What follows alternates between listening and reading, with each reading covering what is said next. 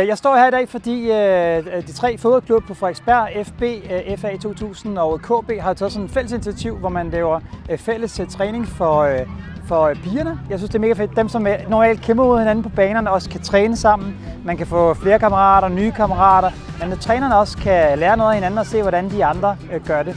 Så kæmpe ros til de tre seje fodboldklubber på Frederiksberg, der har taget det her initiativ for flere piger til fodbold. Der er meget få piger, der spiller fodbold i forhold til drenge, men pigerne har selvfølgelig også fortjent at være en del og kunne blive en del af det fantastiske fællesskab, der er på fodboldbanerne her på Frederiksberg. Det er vigtigt, at vi er her i dag og laver noget for pigerne, fordi vi har brug for, at der er flere piger, der ser fodbold som en fritidsinteresse.